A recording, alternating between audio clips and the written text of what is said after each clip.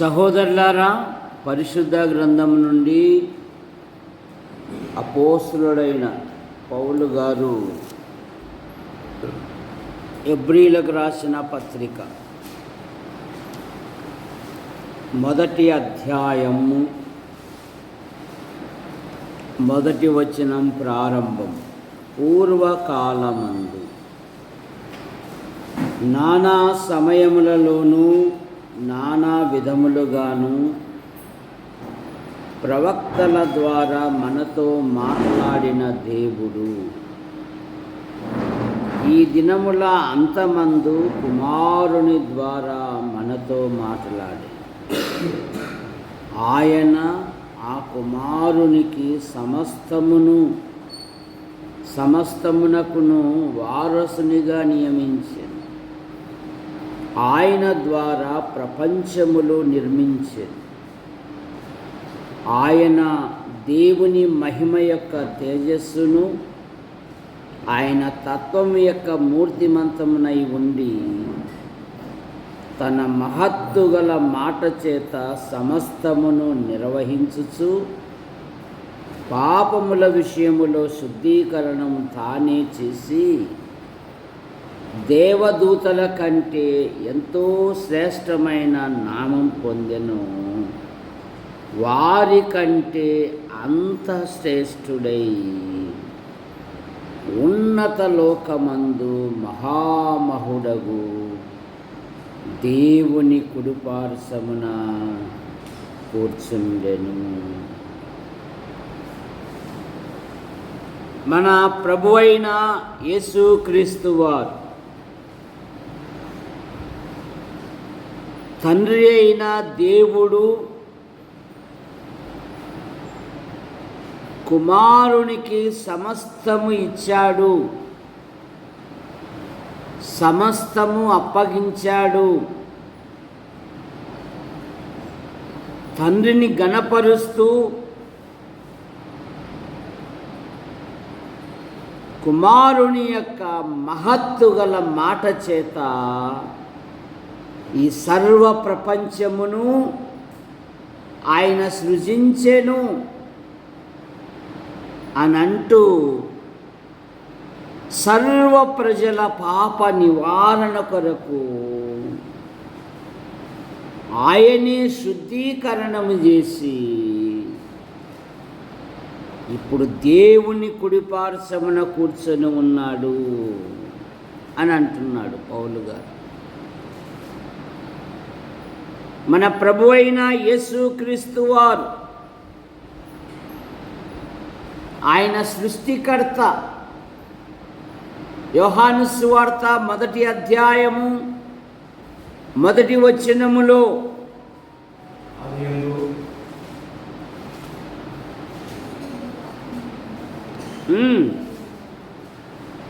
మొదటి అధ్యాయము మొదటి వచనం ఏమంటున్నాడు? ఆదియందు వాక్యముండెను, వాక్యము దేవుని యొద్ద ఉండెను, వాక్యము దేవుడై ఉండెను, ఆయన ఆదియందు దేవుని యొద్ద ఉండెను. మన ప్రభువైన యేసుక్రీస్తు మూలముగా సమస్తమును ఆయన మూలముగా కలిగెను. ఆయనలో జీవముండెను, ఆ జీవము మనుషులకు వెలుగై ఉండెను. ఆయన సృష్టికర్త. తన మహత్తు గల మాట చేత ఈ ప్రపంచమును నిర్మించినవాడు. ఆయన మానవునిగా ఈ లోకములో ఉన్నప్పుడు యెరూషలేము ప్రాంతములో, ఇశ్రాయేలు దేశములో ఆయన సంచరించుచు వ్యాధిగ్రస్తులను బాగు చేయుచు పరలోకమునకు జనమును సిద్ధపరుస్తున్న ఆ దినాలలో ఆయన మాట చేత అనేకమైన కార్యాలు జరిగించాడు. యోహాను సువార్త 2వ అధ్యాయములో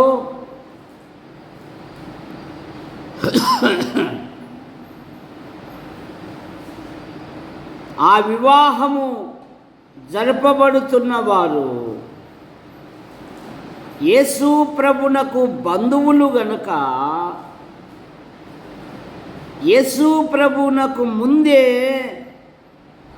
యేసు ప్రభు యొక్క తల్లివారు అక్కడ ఉన్నట్లుగా మనం చూస్తాం. యేసును ఆయన శిష్యులను ఆ వివాహమునకు పిలువబడిరి. ఈ వివాహం చేసేవారు ఎంత ధన్యులండి. వారు ప్రభును ఆహ్వానించారు. అయ్యా, మా ఇంటిలో వివాహము, మీరు ఎన్నో గొప్ప కార్యాలు జరిగిస్తూ ఉన్నారు, మీరు మీ శిష్యులు మా జరగబోయే వివాహానికి మీరు రండి ఆహ్వానించారు. ఈ దినాలలో వివాహాలు కోట్లతో, లక్షలతో, వేలతో, రంగురంగుల బలుపులతో, అనేకమైన అలంకారాలతో జరుగుతూ ఉన్నాయి. కానీ దేవునికి స్థానం లేదు. చూసారు? గంట అయినా ప్రసంగమే, 5 నిమిషాలైనా ప్రసంగమే. నువ్వు ఇంతసేపు చెప్తే ఆడు ఏం కావాలా వంటలు? సరే, అందుకే నిన్ను పిలవం దానివల్ల మేము. ఎందుకంటే నువ్వు బుక్కు పడితే గంట వరకు వదలవు, అందుకని మేము పిలవం. మాకు 5 నిమిషాల్లో అయిపోవాల. ఆ జనం ఎక్కడా, వారికి ఎక్కడ పెట్టాలా, ఏం కథ? మనుషులను సంతోషపెట్టే పెళ్ళిళ్ళు జరుగుతున్నాయి కానీ దేవుని సంతోషపెట్టే పెళ్ళిళ్ళు జరగడం లేదు. సరే, కానీ కొన్ని వివాహాలు ఉన్నాయి. మననే యూట్యూబ్లో 2 వివాహాలు చేశారు. Pin drop silence. ఒక వాల్ పోస్టర్ కానీ, ఒక పశువు కొమ్మ కానీ, ఒక 10 గంటల కల్లా పెళ్ళి కొడుకు పెళ్ళి కూతురు వచ్చి మందినక నిలబడి ఉండాలంతే. 10 నుండి 12 గంటలు. 12 తర్వాతే ఏదైనా. బాబు, నువ్వు 12 అన్నావు కదా, నేను 11:55కి అయిపోయింది. అటు వధువు యొక్క సేవకులు వస్తారు, వరుణి యొక్క సేవకులు వస్తారు. అయ్యా, ఎవరైనా వచ్చింటే రండి, ప్రార్థన చేయండి, ఒక 5 నిమిషాలు వాక్యం చెప్పండి. అందరినీ తృప్తిపరచల్లా.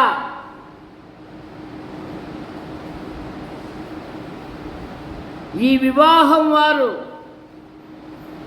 వారు ప్రభును ఆహ్వానించారు. ఒక గొప్ప లోటు తీర్చబడి,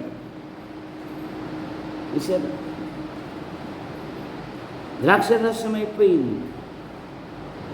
పెళ్ళికేమో పిలిచిరప్ప, ఎంటబడి పిలిచిరప్ప. ఫస్ట్ భోజనానికి భోజనం లేదంటే ఫస్ట్ బంతికి ఇంకా జీవితాంతం అనుకోవడమే కావాలను మర్చిపోరుగా. పలాని పెళ్ళికి పోయింటిమి మేము,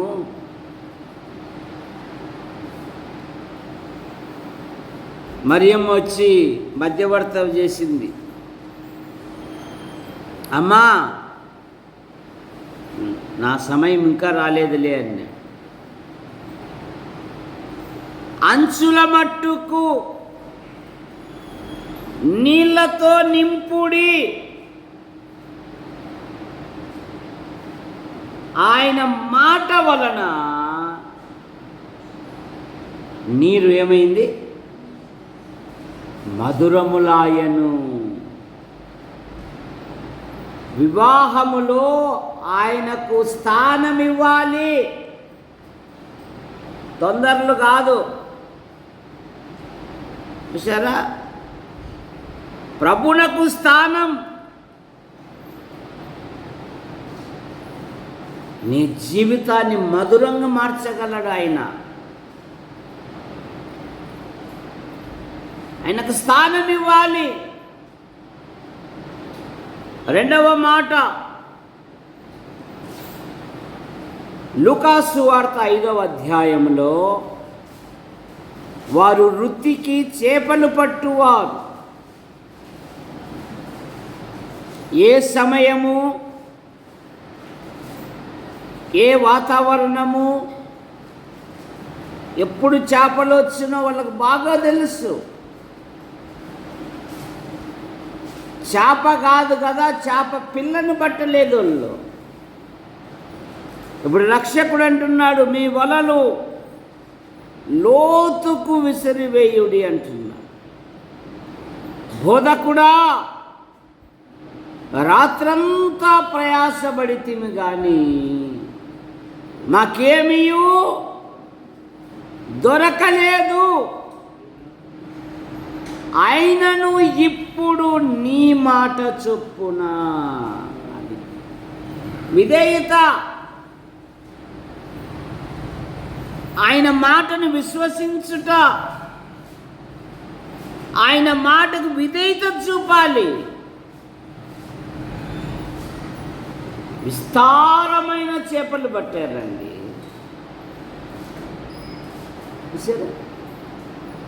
ఆయన మాటకు లోబడితే చాలు. నీ ఆహారమును నిండారులుగా దీవిస్తాడంట. ఆయన మాటకు లోబడితే చాలు. ఎందుకంటే ఆయన సృష్టికర్త గనక ఆయన ఆశ్చర్యమైన కార్యాలు చేయువాడు. యేసు ప్రభునకు నూతన నిబంధనలో 300 పేర్లున్నాయి. అందులో ఒక పేరు ఆయన ఆశ్చర్యకరుడు. ఎవరంట? యేసు ప్రభు వారు ఆయన ఆశ్చర్యకరుడు.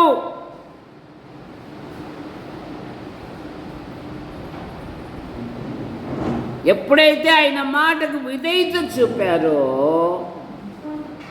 వారు విస్తారమైన చేపలు పట్టినట్టుగా మనం చూస్తూ ఉన్నాం. ఆయన మాటను నమ్మాలి, ఆయన మాట యందు విశ్వసించాలి, ఆయన మాటకు లోబడాలి. యేసు ప్రభు వారు అన్నారు కదా, మత్తయి సువార్త 7వ అధ్యాయం 24వ వచనంలో, నా మాట విని వాటి విని చేయు ప్రతివాడును బండ మీద తన ఇల్లు కట్టుకొనిన బుద్ధిమంతుని పోలి ఉంటాడు. ఆ ఇంటికి తుఫాను వచ్చిన, పెద్ద గాలి కొట్టిన, సముద్రమంతా నీరు వచ్చినా కూడా ఆ ఇల్లు పడిపోలేదు. ఆ వ్యక్తి పడడు అంట. వాటి చొప్పున చేయు ప్రతివాడును. చాలామంది ఇసుక మీద కట్టుకుంటున్నారు. లోకమనే ఇసుక మీద తమ పునాదులు కట్టుకుంటూ ఉన్నారు. అవేమైపోతున్నాయంటే మునిగిపోతూ ఉన్నాయి లోకములు. క్రీస్తు అనే బండ మీద నీ కుటుంబాన్ని కట్టుకో.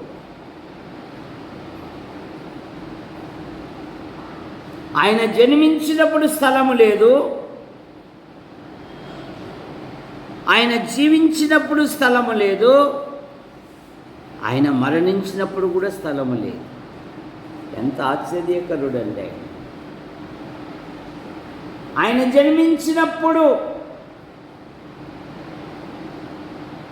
రమాజీ శ్వేత ఆయన్ని ఎక్కడ పడుకోబెట్టారు?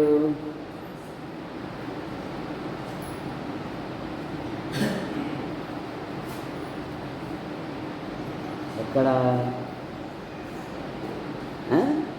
పశువుల పరుండబెట్టిరి. పశువుల తొట్టిలో పుట్టినాడు కాదు. స్థలము లేదు, సత్రములో స్థలము లేనందున. బోధకుడా, నీవెక్కడ కాపురం ఉన్నావు? ఆయన స్వయాన సాక్ష్యం చెప్తున్నాడు. ఆకాశ పక్షులకు గూళ్ళున్నాయి, నక్కలకు, గుంట నక్కలకు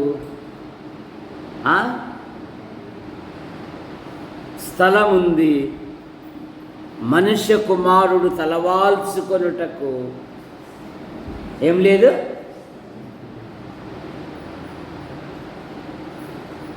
సాగిబండ శ్వేత ఆయన ఎక్కడ తలవాల్చాడు?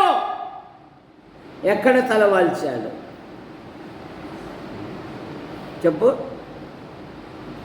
యేసు ప్రభు వారు ఎక్కడ తలవాల్చాడు? ఎక్కడ తలవాల్చాడు? నువ్వే చెప్పు పెద్దనాయన, నేను చెప్తే ఏం బాగుంటుంది అంటుంది.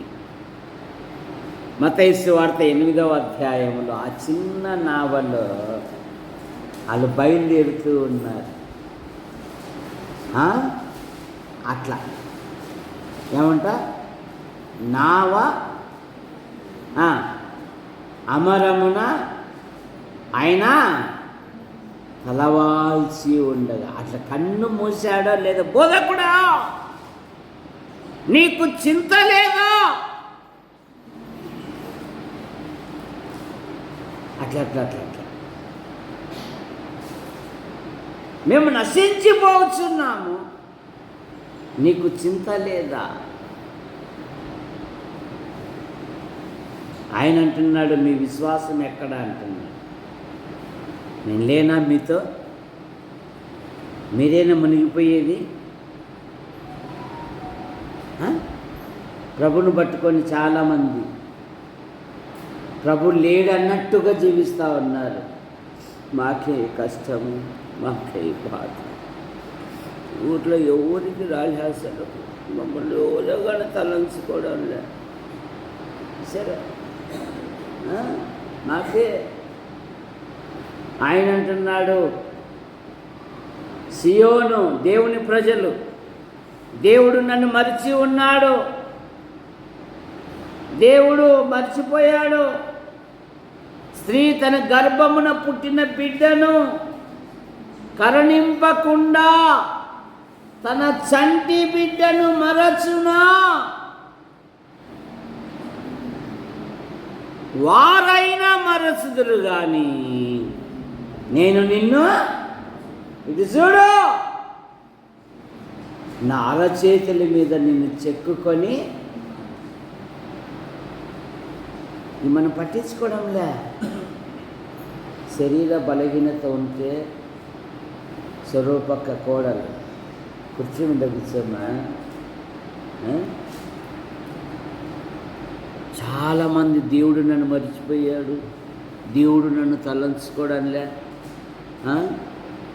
ఈ మామ చూసి ఆడిడ బాధని గుంజాయి మాదిరి ఉన్నాడు, నున్నగా మెరుస్తూ ఉన్నాడు. సరే, నా అరచేతుల మీద నిన్ను చెక్కుకొని ఉన్నాను.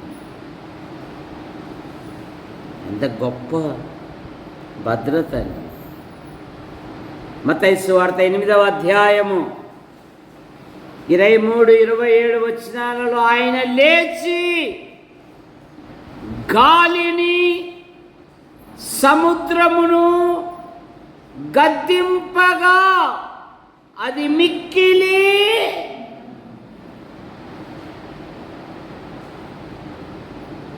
ఈయన ఎవరో?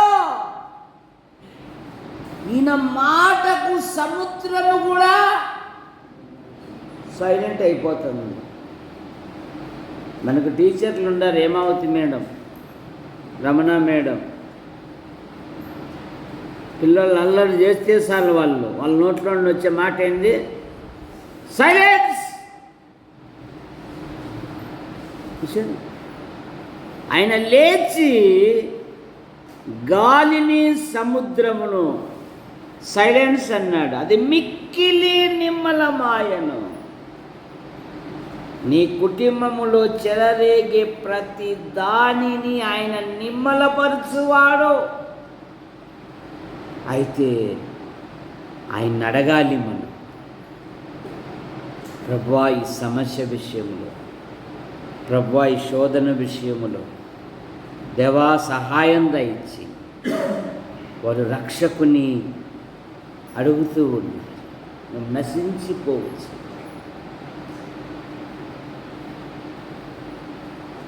అణిగిపోయాను. ప్రతిదీ అణిచివేసే దేవుడు ఆయన. అలా ఆయనతో ఉండి కూడా ఏమంటున్నా, ఈయన ఎవరో అంటున్నారండి. ఈయన మాటకు సముద్రమే చల్లారిపోయింది, గాలి అణిగిపోయింది. తన మహత్తు గల మాట చేత సర్వ ప్రపంచమును సృజించిన దేవుడు. ఒక గొప్ప తుఫానును ఆయన నిమ్మలపరిచారు. విశ్వాసి జీవితంలో చెలరేగే ప్రతి సమస్యను ఆయన నిమ్మలపరచువాడు. ఎందుకంటే సముద్రపు పొంగును అణుచువాడు ఆయనే. 46వ కీర్తనలో ఎంతో ధైర్యంతో కూడిన మాటలు మనకున్నాయి. చూడండి 46వ కీర్తన. ఆ పొంగునకు మనము భయపడము.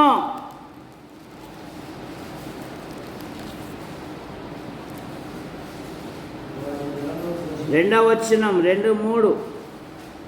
భూమి మార్పు నొందినను, నడి సముద్రములో పర్వతములు మునిగినను, నురుగు కట్టినను, పర్వతములు కదిలినను. అది శ్వాస జీవితములో మనము భయపడము. షద్రక్, మేషక్, అబేద్నెగో నీకు జవాబు చెప్పవలసిన చింతే మాకు లేదు. ఎందుకు? వారు 10 అంతలు శ్రేష్టమైన వారు. వారి యవ్వనములోనే ప్రభు కొరకు జీవించారు. యవ్వనములోనే ఆహారం నుండి ప్రత్యేకించుకున్నారు. యవ్వనములోనే సమస్యలు పరిష్కరించుటకు ఏం చేశారు శ్వేత?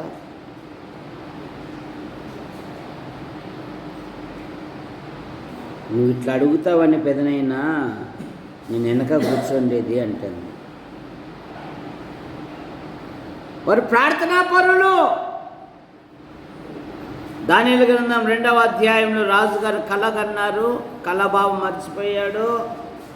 రేపు లోపు చెప్పకపోతే మీ తలలు మీ మెడల మీద ఉండవు అన్నారు రాజుగారు. ఏమై ఇంత త్వరగా ఆజ్ఞ రావడం ఏంది? ఏమి ఆలోచించాలా లేదా? సమయం ఉండ, కొంత సమయం ఇమ్మను. తానును తన స్నేహితులను తక్కిన వారు నశించకుండునట్లు దానియేలు కొంత సమయం అడుగుతూ ఉన్నాడు. రండి రాజు, మన ప్రేయర్లో ఉందాం. మన దేవుడు గొప్ప వాగ్దానం ఇచ్చాడు కదా. ఆపత్కాలమందు నీవు నన్ను గూర్చి మొరపెట్టుము, నేను నిన్ను విడిపించెదను, నీవు నన్ను మహిమ. మన దేవుడు అన్నాడు కదా, ఇర్మీయా గ్రంథం 33:3లో నాకు మొరపెట్టుము, నేను నీకు ఉత్తరం ఇచ్చేదను, నీవు గ్రహింపలేని గొప్ప సంగతులను, గూఢమైన సంగతులను నీకు తెలియజేస్తా. నాకు మొరపెట్టు, నన్ను అడుగుము.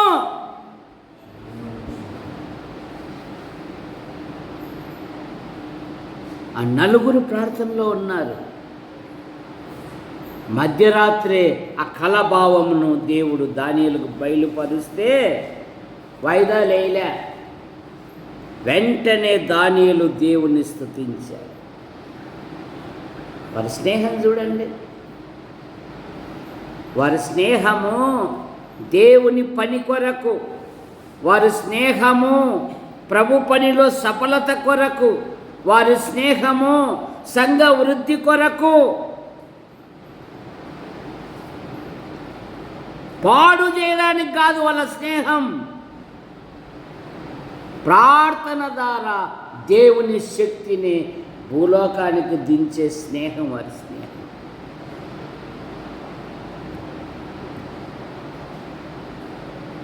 నలుగురికి శోధనలు వచ్చాయా లేదా? ముగ్గురికి ఒకసారి, ఒకరికి ఒకసారి. శద్ర మేషక అబేద్నెగోలకు 7 ఇంతల అగ్నిగుండం, దానియేలుకు సింహబోను. నలుగురు 4 విధాలుగా దేవుని గణపరిచారండి. వీరి దేవుడే, నా చేతిలో నుండి విడిపించే దేవుడు ఎక్కడా అన్న నోటితోనే వీరి దేవుడే పూజారుడు. సరే, వీరి దేవుడే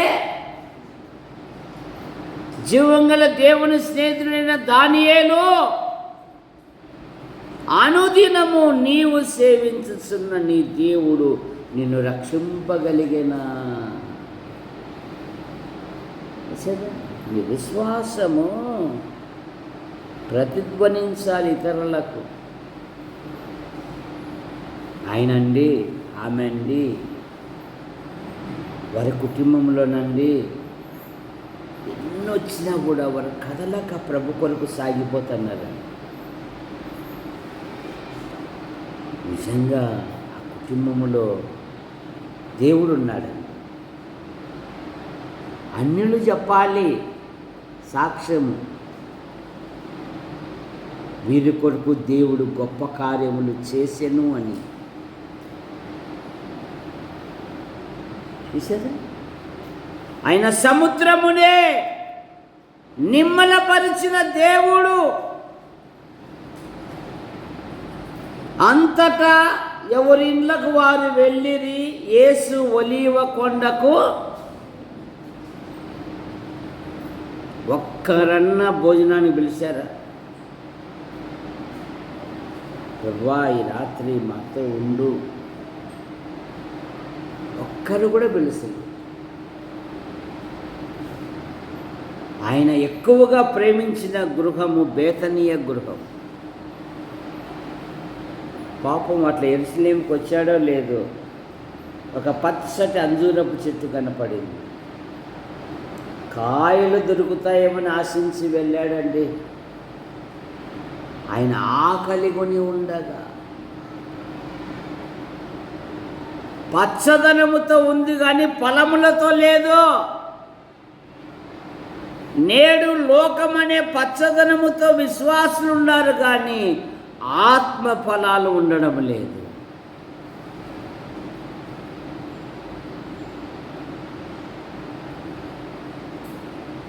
ఎందుకు నీ ఫలింపు అన్నాడు. తక్షణమే ఎండిపోయిందంట. ఆయన నోట నుండి ఆ మాట రాగానే తక్షణమే. మత్తయి సువార్త 18వ అధ్యాయం 21వ వచనం. నీ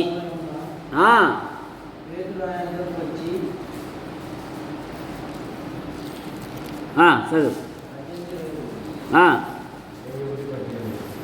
చదవండి. అంజూరపు చెట్టు ఎండిపోయింది.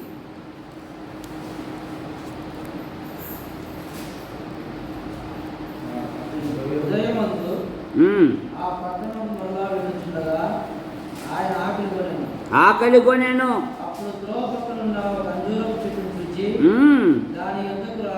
దాని యొద్దకు రాగా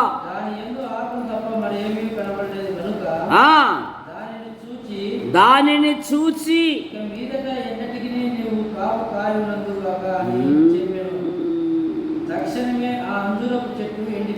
తక్షణమే ఫలించకపోతే నీ ఆధ్యాత్మిక జీవితంలో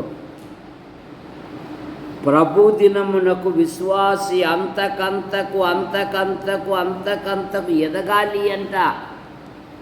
ఉన్నాయి ఆత్మఫలాలు. యోహాను మాటంగా కఠినమైన మాట. ఇప్పుడే చెట్ల వేరున గొడ్డలి మారు మనసుకు తగిన ఫలములు ఫలింపని ప్రతి మొక్క, ఫలింపని ప్రతి చెట్టు నరకబడి అగ్నిలో వేయబడును అంటున్నాడు. ఇక మీద ఎన్నడూ నువ్వు ఫలించకపోదువు అన్నాడు. తక్షణమే వెళ్ళిపోయిందండి.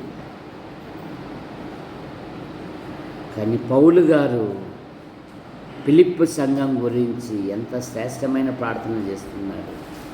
1 అధ్యాయము 9-11 వచనాలలో, మీరు శ్రేష్టమైన కార్యములను వివేచింపగల వారగుటకును మీ ప్రేమ తెలివితోనూ సకల విధములైన అనువజ్ఞానముతో కూడినదై మీరు అంతకంతకు అభివృద్ధి పొందవలనని, ఇందువలన దేవునికి మహిమయు స్తోత్రమును కలుగునట్లు యేసుక్రీస్తు వలనైన నీతి ఫలములతో నిండుకొనిన వారై క్రీస్తు దినమునకు నిష్కపటులను నిర్దోషులను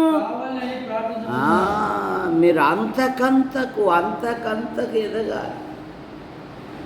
మన భక్తి అంతకంతకు నీరసించిపోతూ ఉంది. ఆసక్తి ఉండడం లేదు. సాతానుడు ఏదో ఒక వ్యాపారాన్ని చూపిస్తున్నాడు. రే ఆ ప్రార్థన వేయ బదులు వ్యాపారం చేస్తే 10 రూపాయలు వస్తాయిరా, ఓవర్ టైం 1 గంట ఉంటే 100 రూపాయలు వస్తాయిరా. సరే కూడికలు కూడా రానికుండా కట్టిపడేస్తున్నాడు. ఏదో ఒక ఆశ చూపిస్తున్నాడు, ఏదో ఒక ఆకర్షణ మభ్యపెట్టి విశ్వాసి వాటిని జయించలేకపోతున్నాడు. వారంలో 2 రాత్రులు రాలేకపోతూ ఉన్నారు. ఇది మీ ఆధ్యాత్మికమైన విలువ. సరే, మనం ఎప్పుడు మతస్థుని మీద ఏడుస్తూ ఉంటాం. వాడే కరెక్ట్గా పోతున్నాడు అన్ని కోడికలు. సరే, అబ్బే మేమా అంటున్నాం కానీ ఒకడు కూడా రాడు. మీ ఆధ్యాత్మిక జీవితంలో ఆత్మీయ పరిపక్వతలో నువ్వు ఎక్కడున్నావు? యేసు ప్రభువారు ఏమన్నారు? మీరు బహుగా ఫలించుట వలన నా తండ్రి మహిమపరచబడును అన్నాడు. దేవుని ఎరగని అన్యుల మధ్య మీ సత్క్రియలు ప్రకాశిస్తే నా తండ్రి ఘనపరచబడతాడు అన్నాడండి.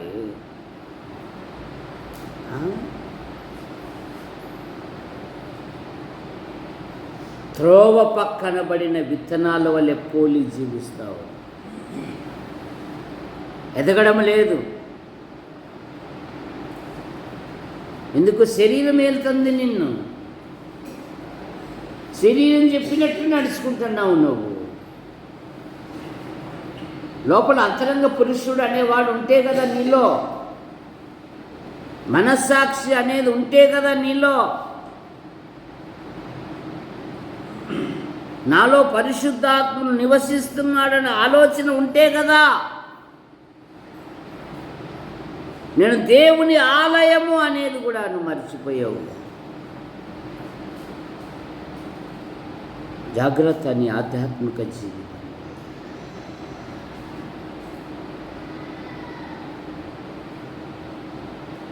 శతాధిపతి తన కుమారుని బాగు చేయాలని ప్రభును ఆహ్వానించాడు.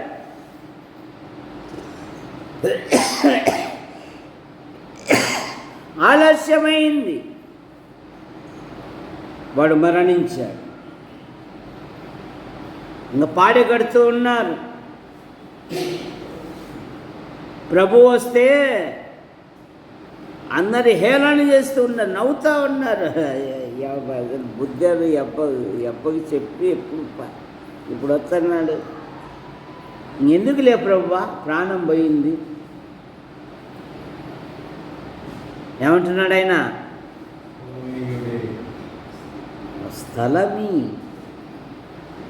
స్థలమీయుడి.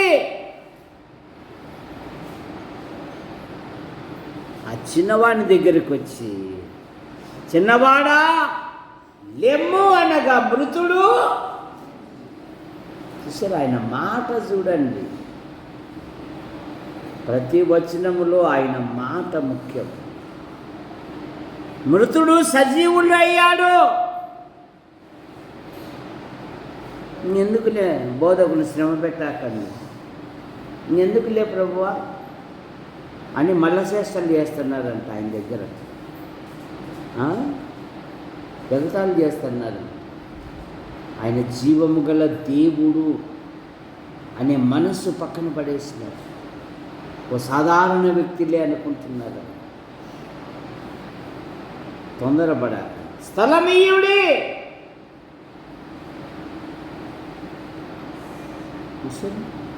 చిన్నవాడా లెమ్ము అనగానే మృతుడు సజీవుడయ్యా. ఆయనకు స్థలం ఇవ్వాలి నీ ఇంటిలో, నీ ఒంటిలో, నీ జీవితములో. ఆయనకు స్థలం ఇస్తే చాలండి. మృతులను బ్రతికించువాడు, మృతులను సజీవులుగా లేపువాడు. యోహాను సువార్తలో ఒక దినము వచ్చును, ఆ దినమున కుమారుని శబ్దము విని సమాధులలో మృతులు సజీవులుగా లేస్తారంట.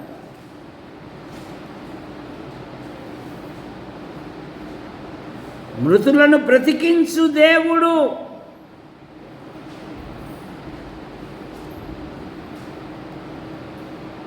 వ్యాధిగ్రస్తుల్ని ఆశ్చర్యకరంగా బాగు చేశాడు. ఆయన 30 సంవత్సరాల సేవ ప్రారంభిస్తే వీడు 30 సంవత్సరాల నుండి ఎక్కడున్నాడంట?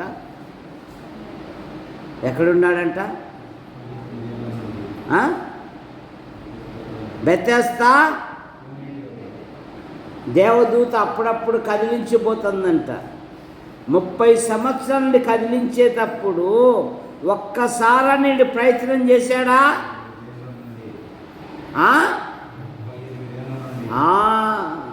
వీడేమైనా ప్రయత్నం చేశాడా? ఆ ఒడ్డు నుండి ఆ శబ్దం విన్నప్పుడన్నా అట్లా బోళ్ళబడినా కూడా బాగా. వాడు అప్పటికీ పడి ఉండి చూసి, స్వస్థపడగోరుచున్నావా అన్నాడు. యేసు ప్రభు ఏమన్నాడు? స్వస్థపడా అయ్యా, నాకు సహాయకులు ఎవరు లేరయ్యా.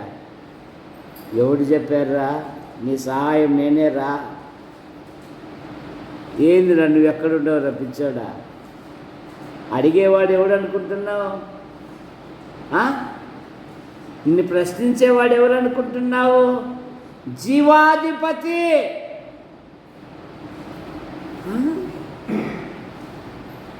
స్వస్థపడగోరుచున్నావా?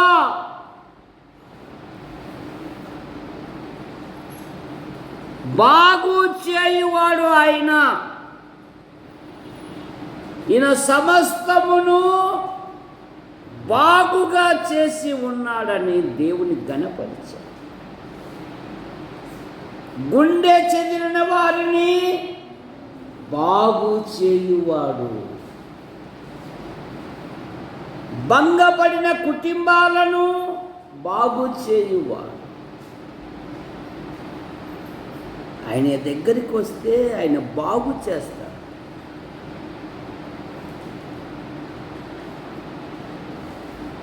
చక్క కూర్చి ఒక కాలు ఇరిగిపోయిందనుకో, తిరిగి వడ్రంగి దగ్గరికి తీసుకొని పోతే ఆ స్థానంలో మరో కాలు అతికించి అప్పగిస్తాడు. మన ప్రభు అయిన యేసుక్రీస్తు వాడు కుటుంబాలను కట్టువాడు, జీవితాలను బాగు చేయువాడు, భవిష్యత్తును బాగు చేయువాడు. వానితో కఠినమైన మాట అన్నాడండి, ఇదిగో నువ్వు బాగుపడ్డావు. ఏమన్నాడు? నీవు స్వస్థత నొందితివి. జాగ్రత్త, మళ్ళా లోకం వైపుకు వెళ్ళాకు. నువ్వు బాగుపడ్డావు, నిన్ను బాగు చేశా. వాడు ఆశిస్తాడు, వాడు పిలుస్తాడు. ఖర్చు నాదే కదా, మందు బాటిల్ ఉంది, బిర్యానీ ఉంది. నువ్వు వచ్చి టైంపాస్, నీది కాదు కదా.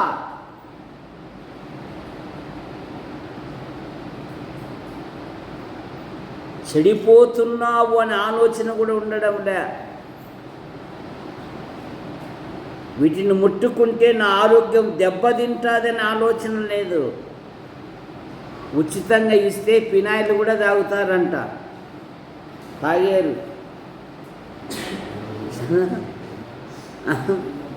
దాసబాబు ఉన్నాడు కదా, కరెక్ట్. ఇయ్యడా దాసబాబు కూడా ఇడండి ఉచితంగా ఫినాయిల్.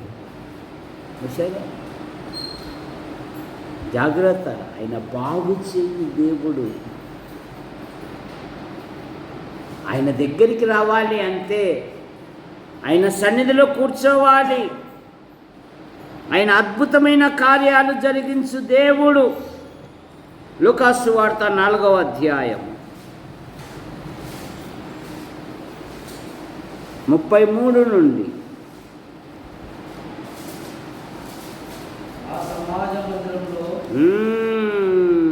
సేన అనేవాడు 2000 దయ్యాలు పట్టినవాడు నివాసము సమాధులలో ఎటువంటి గొలుసులతో బంధించినను తుత్తినీలుగా చేయువ. భూమి మీద ఏ మత సంబంధమైన నిధులు విధులు వాడిని బాగు చేయలేదు.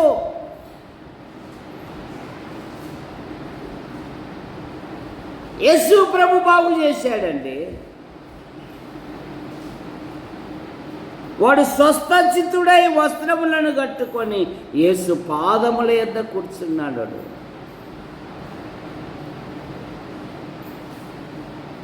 దయ్యాలు వదిలిపోయాయి. ఇప్పుడు ప్రకటిస్తున్నాడు యేసే క్రీస్తయి ఉన్నాడు అని. ఆయన బాగు చేయు దేవుడు, ఆయన స్వస్థపరుచు దేవుడు, ఆయన స్వస్థత ఇచ్చే దేవుడు.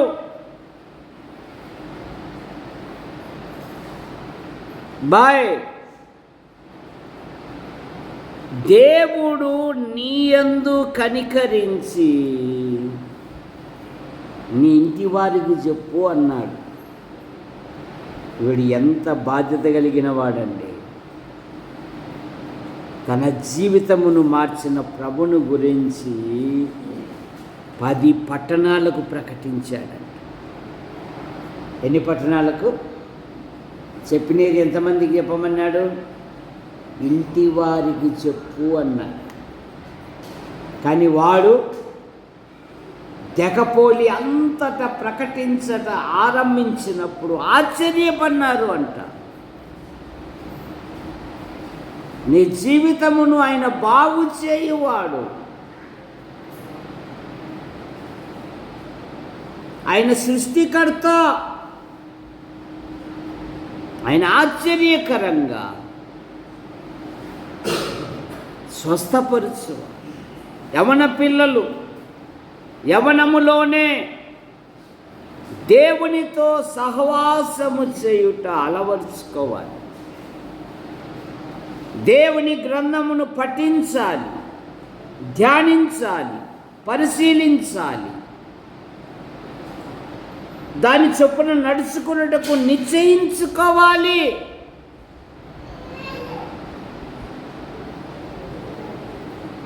ఆ యవనస్తుల జీవితాలలో దేవుడు అద్భుతమైన కార్యాలు జరిగించేవాడు.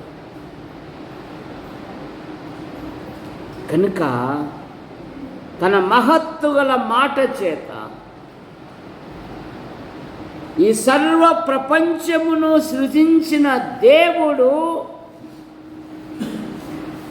సర్వ ప్రజల పాప నివారణ కొరకు శుద్ధీకరణము తానే చేసి, ఎవరో కాదు, మానవుడు పాపములో పుట్టి పాపములో పెరిగి పాపములో జీవిస్తూ పాప పరిహారము కొరకై అనాది నుండి అనేకమైన ప్రయత్నములు చేయించున్నాడు. మానవ ప్రయత్నములు దేవుని దృష్టిలో మురికి పేలికలు గనక దేవుడే లోకమును ప్రేమించి యేసుక్రీస్తు నామములో భూలోకానికి వచ్చాడు. ఆయన పవిత్రంగా జన్మించాడు, పవిత్రంగా జీవించాడు, ప్రజలకు మేలు చేశాడు. ఆయన ఆకలితో ఉన్న వారికి ఆహారం ఇచ్చాడు, అంధులకు చూపునిచ్చాడు, అంగహీనులను బాగు చేశాడు, మృతులను సజీవులుగా లేపాడు. కాలము సంపూర్ణమైనప్పుడు మనందరి నిమిత్తము గలతీ పత్రిక 1వ అధ్యాయము, గలతీ పత్రిక 1వ అధ్యాయము 4వ వచనం, మన తండ్రి అయిన దేవుని చిత్త ప్రకారము క్రీస్తు మనలను ప్రస్తుతపు దుష్టకాలములో నుండి విమోచింపవలనని మన పాపముల నిమిత్తము తన్ను తాను అప్పగించుకొనెను. మన నిమిత్తము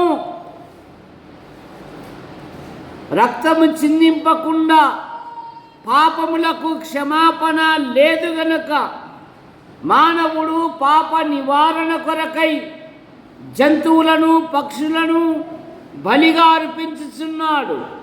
జంతువుల యొక్క రక్తము, పక్షుల యొక్క రక్తము పాపములను తీసివేయుట అసాధ్యము గనుక లోక పాపం మోసుకొని పోవు దేవుని గొర్రెపిల్లగా సర్వ ప్రజల పాప నివారణ కొరకై ఆయన శిలువలో బలియాగమయ్యాడు.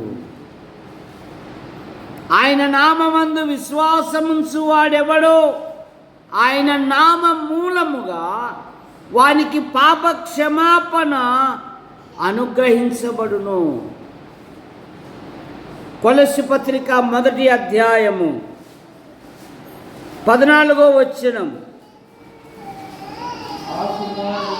ఆ కుమారు మనకు విమోచనమును అనగా పాప క్షమాపణ కలుగుచున్నది.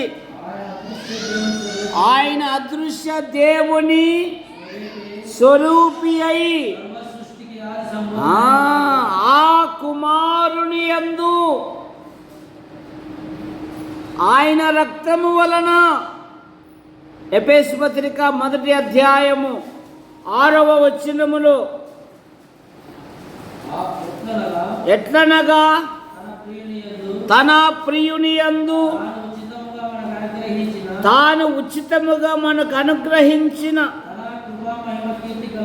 తన కృప మహిమకు కీర్తి కలుగునట్లు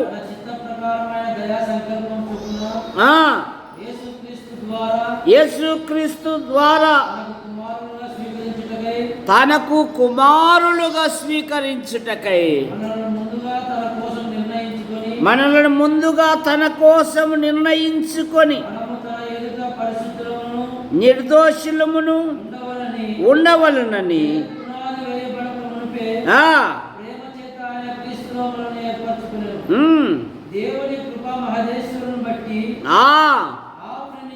ఆ ప్రియుని ఆయన రక్తము వలన మనకు విమోచనమును, మన అపరాధములకు క్షమాపణ, పాపముల విషయములో తానే శుద్ధీకరణము చేసి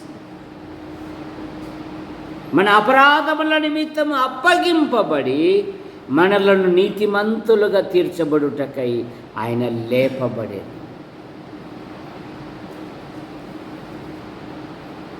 నమ్మువారు ఆయన కృపచేతనే ఉచితముగా నీతిమంతులుగా తీర్చబడుతుంది. ఒక దినము వచ్చును, మృతులు ఆయన శబ్దము విని, యోహాను సువార్త 5వ అధ్యాయము 22వ వచనం.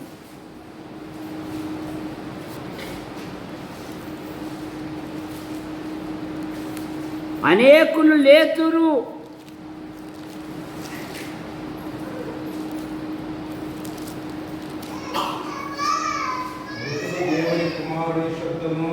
మృతులు 5:25 మృతులు దేవుని కుమారుని శబ్దము విని దాని వినువారు, మృతులు దేవుని కుమారుని శబ్దము విని లేపబడుదురు. కనుక మన ప్రభువైన యేసుక్రీస్తు వారు తన మహత్తు గల మాట చేత ఈ ప్రపంచమును నిర్మించడమే కాదు, మన పాపముల కొరకు శుద్ధీకరణము తానే చేసి ఇప్పుడు ఎక్కడున్నాడంట? దేవుని కుడిపార్శ్వమున కూర్చొని ఉన్నాడు. ప్రార్థన చేసుకో. ప్రేమించిన మా తండ్రి, మీ నామాను బట్టి మీకు స్తోత్రములు చెల్లిస్తున్నాం. యేసు ప్రభువా, యాడికి క్రైస్తవ కూడిక గృహం చేర్చబడిన ప్రతి కుటుంబాన్ని బట్టి మీకు స్తోత్రం. బత్తల రంగ మీ వద్దకు చేర్చబడ్డాడు, భార్య పిల్లలకు ఆదరణ దాయిచ్చి. ధారా కిరణ్ కుమార్ మీ వద్దకు చేర్చబడ్డాడు, పిల్లలకు ఆదరణ దాయిచ్చి. ఒకని తల్లి వారిని ఆదరించున్నట్లు నేను మిమ్మును ఆదరించదను అని. సంఘములో యవనస్తులు యవనరాన్లు ఉన్నారు, ఉన్నతమైన చదువులు చదివారు, ఉద్యోగాల కొరకు వివాహాల కొరకు ఎదురు చూస్తూ ఉన్నారు. వారి హృదయ కోరికలు నెరవేర్చి. స్వరూపక పెద్ద కోడలు గర్భవతి, గర్భములు ఎదుగుతున్న పిండాకృతిని దీవించండి, మంచి పోషకాలు దయచేయండి. కానుపు విషయంలో ఏ విధమైన తొందరలు ఏర్పడకుండా మీకు కొన్ని దయచేయండి. అలాగే జెస్సీ కూడా గర్భవతి, ఆమె గర్భములు ఎదుగుతున్న పిండాకృతిని దీవించండి, మంచి పోషకాలు దయచేయండి. కానుపు విషయంలో ఏ విధమైన తొందరలు ఏర్పడకుండా మీ కృపను, సంతానం లేని కుటుంబాలను దర్శించండి. సంతాన విషయంలో మీ కృపను దయచేయండి. వివిధ బలహీనతలతో బాధపడుతున్న ప్రతి ఒక్కరిని దీవించండి. వివిధ పరీక్షలు రాసిన బిడ్డలను దీవించండి. మరి యేసు ప్రభువా, జాబిల్లి ఢిల్లీ నుండి క్షేమంగా నడిపించారు, మీకు స్తోత్రములు. మరి పిల్లల జీవితాలలో మీ గొప్ప కార్యాలు జరిగించి, జగదీష్ జీవితంలో ఆయనకుంటున్న ప్రతి బలహీనత మీరు ముట్టి స్వస్థపరచమని. వృద్ధాప్యములో ఉంటున్న నరసింహ తల్లి కొరకే మేము ప్రార్థిస్తున్నాం, మీరు ముట్టి స్వస్థపరచండి. అలాగే ఇస్సాకు జేజి కొరకే మేము ప్రార్థిస్తున్నాం, మీరు ముట్టి స్వస్థపరచండి. నైనా మంచి ఆదరణ, ఆరోగ్యమును దయచేయండి. బుధవారం శనివారం కూడికలకు ప్రతి వారు వచ్చుటకు మీ కృపను దయచేయండి. యేసు ప్రభువా, సంఘము దినదినము క్షేమాభివృద్ధి చెందుటకు మీ కృపను దయచేయండి. నైనా బిషప్ డ్యూటీలో ఉన్నాడు, క్షేమంగా నడిపించమని అడుగుతున్నాను. నూతనంగా ఇళ్ళ నిర్మాణం చేపట్టారు ఇస్సాకు, అలాగే రత్నకుమార్. ప్రతి పనిలో మీరు మహిమ పొందమని అడుగుతున్నాం. యేసు ప్రభువా, మీకు వందనాలు చెల్లిస్తున్నాం. ఈ ఎండలలో ఎవరు ఏ విధమైన బలహీనతల గురి కానివ్వకుండా కాపాడండి. పిల్లలు ఇళ్ళ కాడే నైనా వాక్యం చదువుకొనుటకు, ప్రార్థించుటకు తల్లిదండ్రులు ప్రోత్సహించినట్లుగా మీ కృపను దయచేయండి. అయ్యా, మీకు స్తోత్రములు చెల్లిస్తున్నాం. మా యాడికి మండలమును మీరు ఆశీర్వదించండి. మా తాడపతి నియోజకవర్గమును మీరు ఆశీర్వదించండి. మా తెలుగు రాష్ట్రాలను మీరు దీవించండి. మా భారతదేశమును దీవించండి. ప్రపంచ ప్రజలను దీవించండి. ఎండలు అధికంగా ఉన్నాయి, ఎవరు ఏ విధమైన బలహీనతలు గురి కానివ్వకుండా కాపాడండి. కొందరు ప్రభుత్వ శాఖల్లో, ప్రైవేటు సంస్థల్లో, మరికొందరు విభిన్న రీతిగా ప్రయాసపడుతూ ఉన్నారు. డేవిడ్ సారుకు మరి కొంత బలహీనత ఉంది, మీరు ముట్టి స్వస్థపరచండి. డేవిడ్ భార్య కిరణ్మయ్ పరీక్షలకని మరి నర్సరావుపేటకు వెళ్ళింది. పరీక్షలలో మంచి ఫలితాలతో పాస్ అవ్వటకు మీకు కూడా దయచేయండి. అయ్యా, మీకు వందనాలు చెల్లిస్తున్నాం ప్రభువా. మా యాడికి మండలము నుండి ఉపాధి కొరకు, ఉద్యోగం కొరకు, ఉన్నతమైన చదువు కొరకు వెలుపల ఉంటున్న ప్రతి కుటుంబాన్ని, ప్రతి యవనస్తుని, యవనురాలను మీరు రెక్కల కింద ఉంచుకొని కాపాడమని అడుగుతున్నాం. నైనా పురుషుల బాత్రూమ్ విషయంలో, మందిరం గోడల నిర్మాణ విషయంలో, మందిరం ముందున్న స్థల విషయంలో కూడా అద్భుతమైన సహాయం దయచేయండి. యూట్యూబ్ ద్వారా చూస్తున్న ప్రతి వారిని దీవించండి. మా కొరకు ప్రార్థిస్తూ, మా అవసరాలు తీరుస్తూ, సమయాలలో సహాయపడుతున్న ప్రతి ఒక్కరిని కూడా మీరు దీవించమని అడుగుతాం. అయ్యా, మీకు స్తోత్రములు చెల్లిస్తున్నాం. కట్టుపల్లి యోహానంకులు రాజాబాయి అంటే మీ పిలుపు తీసుకున్నాం. వారి భార్య, వారి కుమారులు, వారి భార్యలు, వారి సంతానం, వారి కుమార్తెలు, వారి భర్తల సంతానం దీవించండి. జాన్ నెల్సన్ గారు అయిన భార్య పిల్లలు, అలాగే యేసు ప్రభువా మరి పాల్ గారు అయిన భార్య పిల్లలు దీవించండి. కలవటాలలో భర్తల దేవకుమార్ గారి మరి కుమారుని వివాహం దీవించండి. గుంటూరులో 20వ తేదీ జరగబోయే సేవకుని కుమారుని వివాహమును దీవించండి. అలాగే తాడిపత్రిలో సుధాకర్ గారి కుమార్తె వివాహమును మీరు ఆశీర్వదించండి. యేసు ప్రభువా 2 పెళ్ళిళ్ళు జరిపించారు, మీకు స్తోత్రములు. ఆ దంపతులను మీరు రెక్కల కింద ఉంచుకొని కాపాడమని అడుగుతున్నాను. అయ్యా, మీకు స్తోత్రములు చెల్లిస్తున్నాము. నాయన సహాయం దయచేయండి తండ్రి. లోకం వైపు, లోక ఆకర్షణ, లోకములో ఉన్న దీనిని ప్రేమించక మీ వైపు చూస్తూ ముందుకు సాగుట మీకు కృపను దయచేయండి. రాబోటు తల్లికుంటున్న ప్రతి బలహీనత మీరు ముట్టి స్వస్థపరచండి. మా కొరకు ప్రార్థిస్తూ, మా అవసరాలు తీరుస్తూ, సమయాలలో సహాయపడుతున్న ప్రతి ఒక్కరిని దీవించండి.